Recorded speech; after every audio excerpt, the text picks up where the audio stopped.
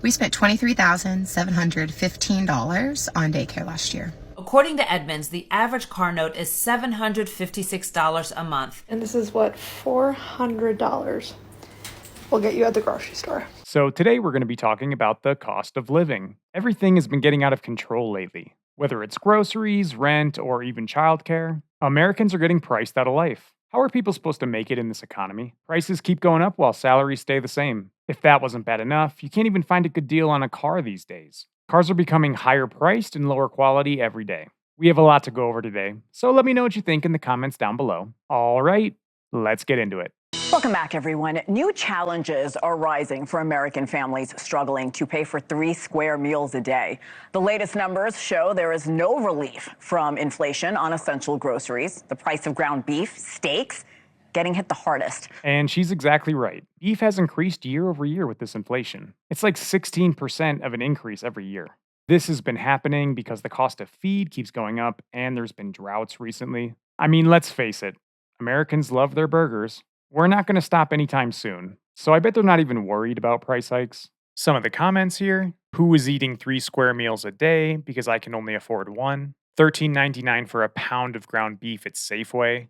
It'll never go down again, and it'll get worse since wages don't trend up ever. Things will get more and more expensive, and people will start stealing food and committing crimes just to live. Let's check out a guy who's in the actual grocery store looking at prices. So I'm here in Publix doing some grocery shopping, and I found out that the Secretary of the Department of Agriculture, right now under the Trump administration, Brooke Rollins, says that the average American can currently get a great meal, like to feed themselves on a daily basis, for just $3 a day.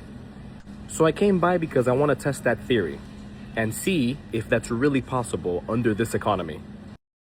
Starting off with the chicken breast, $7.48 for 2 pieces. The budget that this lady was talking about, already gone. Just look at how expensive, $16.17. Expensive chicken, guys. This is already off the charts for whatever this lady was talking about. The tortillas, $1.85, the cheapest pack of 24.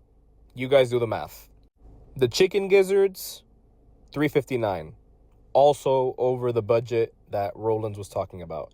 See, we got the sirloin, $13.67, $12.57, all that. And it's not like we need a guy to go into the grocery store to tell us it's expensive. Everyone out there is feeling the squeeze. Now, if you are lucky enough to have an Aldi's near where you live, I totally recommend you shop there. It's so much cheaper than any grocery store I've been to, and the quality is really good there. If there is one in your area, I say give it a try once just to see if you like it. I live in northern Canada, and this is what $400 will get you at the grocery store. Okay, so for meats, I got some chicken breast, some sliced deli meat, some bacon, and some ground beef. Then we got strawberries, raspberries, cucumbers, carrots, sweet potatoes, apples, bananas. Looks like a lot. It's not. $400.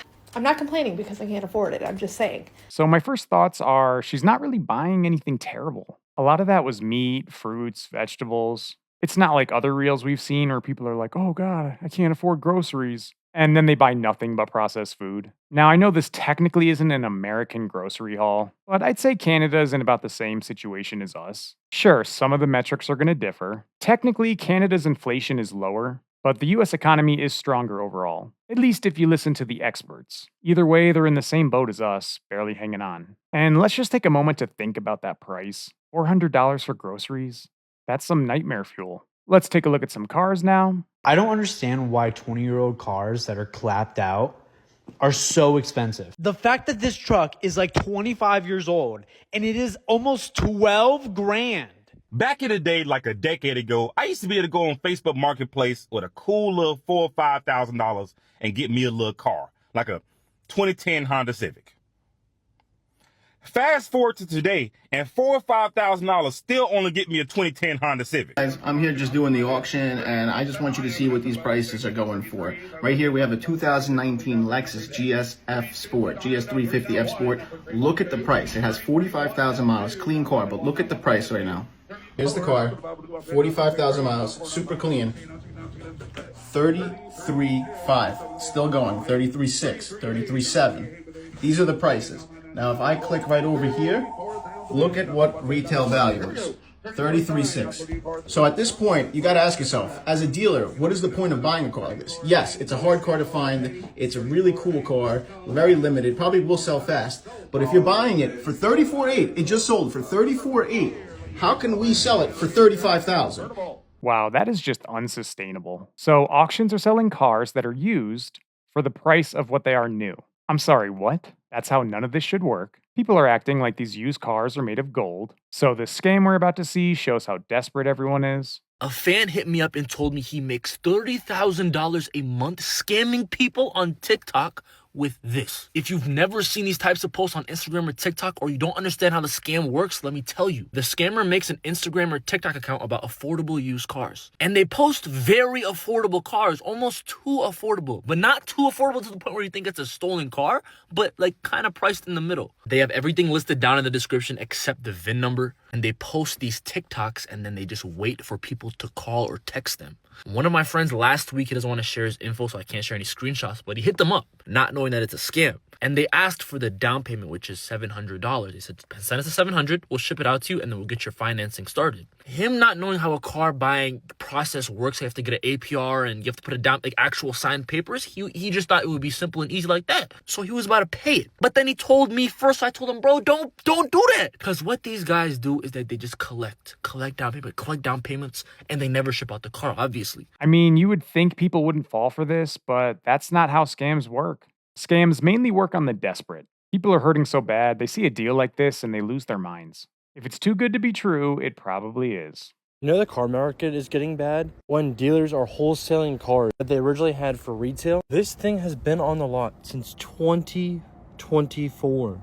This has literally almost been on a lot for 2 years. 18 months. 18 months this thing has been on a lot. You want to know the number one reason why this thing hasn't sold?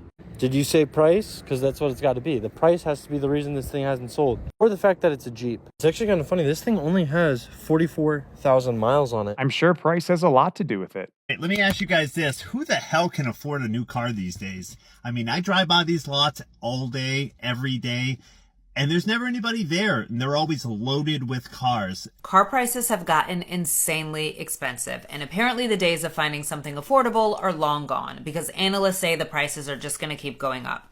In September, the average new car cost more than $50,000, and this is part of the reason why car notes sound more like mortgage payments. According to Edmunds, the average car note is $756 a month, and nearly 20% of buyers have payments that are more than $1,000. In addition, car loans are also getting incredibly longer. 22% of all loans are now 7 years long. And if you think a new car means it's more reliable, think again.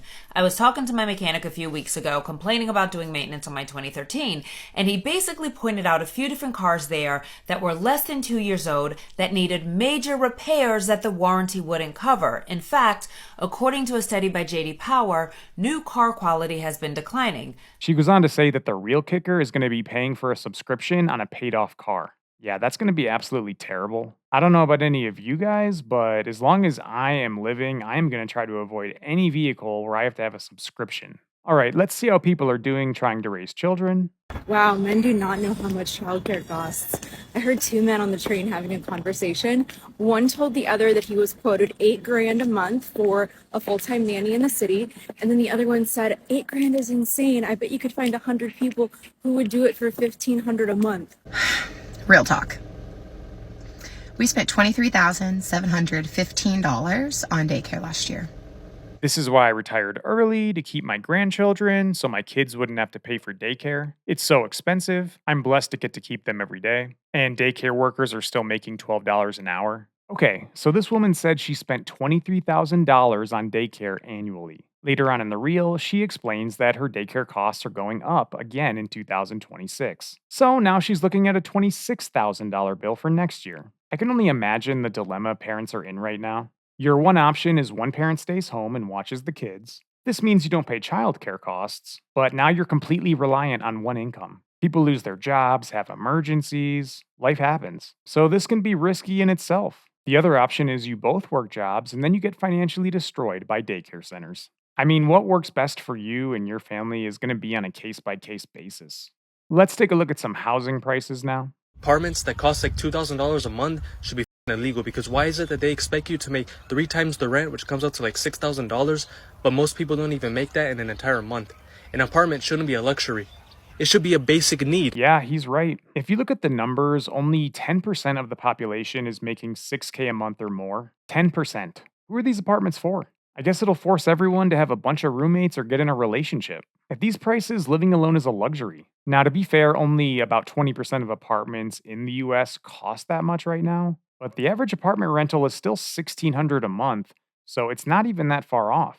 Rent is too damn high. The cost of living is too damn high, and I don't understand how the government thinks that that is sustainable for the American citizens.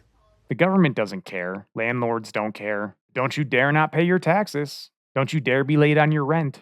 The system is getting to a point where a majority of people are going to start failing. All I can say is that for the people out there watching this, you need to find a way to be one of the people who survives. Whether that means living with 5 roommates, getting a second job, starting a business, try something to get multiple streams of income going. I've talked about this in previous videos, but only 5% of Americans have a second job. It is something that going forward, people are going to have to really start thinking about. And another thing about these monthly rent prices. It's no reason that rent and mortgages are the same price. I think we've lost the plot. Yeah, everything is upside down now. In a lot of places, it's cheaper to rent than own a home. That's going to have disastrous consequences for younger generations. Now, whether you agree with it or not, owning a home used to be seen as one of the best ways to build wealth in the past. Renting is now cheaper than owning in almost every major US city. All I can do is shake my head. I know several young men right now in their mid-20s who are living at home. They have full-time jobs. The rest of us are living in apartments. I get married in 4 months. We are not buying a house. I saw someone on Twitter call this permanent adolescence. That's exactly what it is. I'm 26 and bought a house 20 minutes outside of Indianapolis. Yeah, it's a smaller 2-bedroom home, but it's a start. People need to look for starter homes, not 3K square foot houses. But that's the problem. These starter homes are too out of reach for most people. Now, what I'm assuming this guy is saying is that if you want a home at all, you're going to have to live really far away from the city. If that's what it takes for you to buy your first home, I say go for it. I personally prefer living in rural areas anyways. Cities naturally raise your stress levels. When you're living on top of people like sardines, it makes everything more uncomfortable. Yeah, there are conveniences living in the city, but with how everyone owns a car, it's not even necessary. All right, that's all I have for you today. Let me know what you think in the comments down below. If you liked the video, it would mean a lot to me if you could hit the like button for the YouTube algorithm. If you thought car prices were bad, check out my video on medical debt. What used to be an affordable part of American life a long time ago has now turned into something that is spiraling out of control. People are spending absurd amounts of money on health insurance to the point where it almost makes sense to start paying out of pocket. It's on the screen right now. And if nothing else, I will see you in the next one.